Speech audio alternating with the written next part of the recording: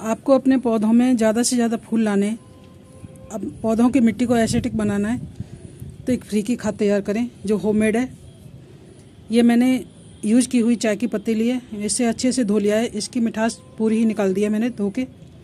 आलू के छिलके लिए हैं, कुछ प्याज के छिलके हैं, कुछ लहसुन के छिलके हैं। लहसुन के छिलकों से कीड़े नहीं आते हैं। प्याज आलू में पोटेशियम भरपूर मात्रा में होता है। ये मैंने कुछ नींबू लिए हैं जो सूख गए थे, वो भी इसी में डाल दिए हैं। इन सब से एक बहुत ही अच्छी खाद बनके तैयार होती है जो होममेड लिक्विड खाद होती है। इसमें सारे न्यूट्रिएंट्स होते हैं, पोटेशियम, कैल्शियम, मैग्नीशियम, सारी की सारी इसमें न्यूट्रिएंट्स पाए जाते हैं। इसमें मैं अब पानी कर दूंगी, 3 दिन के लिए इसको भिगो के रख दूंगी मैं, जिससे ये खाद तैयार हो जाएगी बनके। और इसे किसी भी पौधे में दे सकते हैं, फूलों वाला पौधा हो या फलों वाला पौधा हो, हर पौधे में ये अपना अच्छे से काम करती है। पौधे में अच्छी बढ़वार होती है, फूल भी अच्छे आते हैं, फल भी अच्छे आते हैं, कलियां झड़ती नहीं हैं और मिट्टी भी इसकी पौधों की एसिडिक होती है क्योंकि इसमें चाय की पत्ती और नींबू के छिलके पड़े हुए हैं। इस तरह से अपने पौधों के लिए होममेड खाद तैयार करें और अपने पौधों में लगाएं। ये जो मैंने लिक्विड खाद बनाई थी, इसको 4 दिन हो गए आज भीगे हुए, ये बन के तैयार है। जो प्याज के छिलके, केले के छिलके, नींबू के छिलके, आलू के छिलके, इन सब से जो बनाई थी वो बन के तैयार है। अब मैं इसको सभी पौधों में दे दूंगी थोड़ा थोड़ा। ये मैं पहले अपने गुड़हल के पौधे में देती हूँ। पौधे की हल्की सी गुड़ाई कर लें, हल्का गीला होना चाहिए, नमी होनी चाहिए पौधे में खाद दें तो। मेरा हल्का सा ये गीला है तो मैं इसमें दे देती हूँ।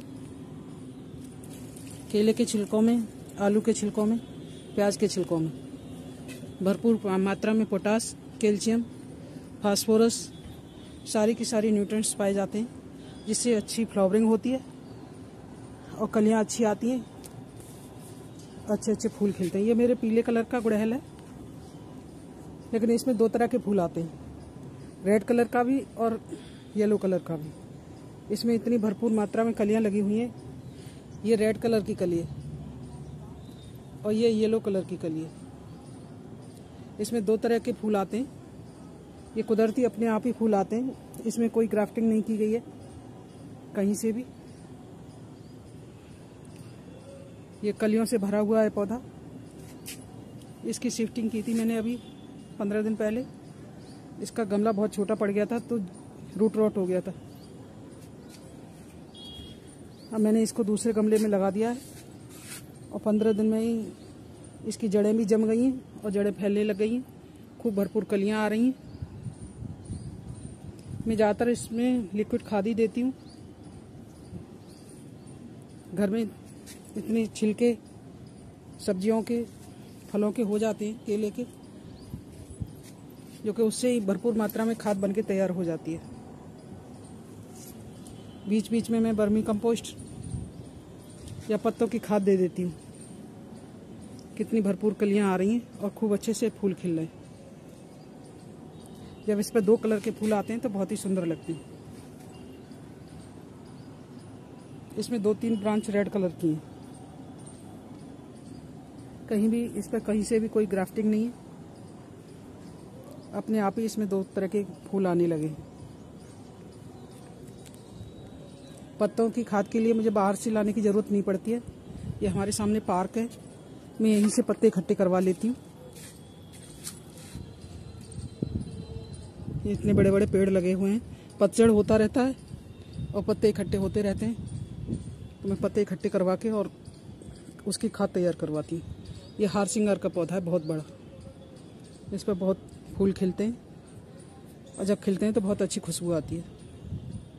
ये हमारे घर के सामने का पार्क है। ये सामने के लगाए हुए पौधे सारे के सारे हमारे ही, हमने ही लगाए। ये नींबू के पौधे हैं 2 बहुत बड़े बड़े। ये पाम का पौधा है।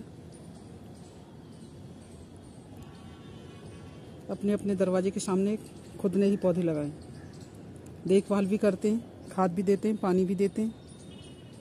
निराई गुड़ाई सारी की सारी जिम्मेदारी हम खुद अपनी उठाते हैं।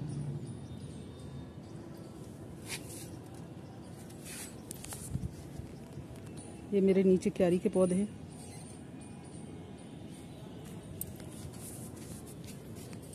कुछ ये मेरे बालकनी में रखे हैं पौधे।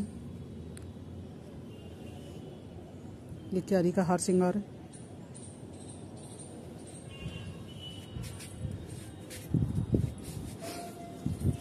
बाहर से खाद लाने की ज़्यादा ज़रूरत नहीं पड़ती है, अपने घर में ही इतनी खाद हो जाती है।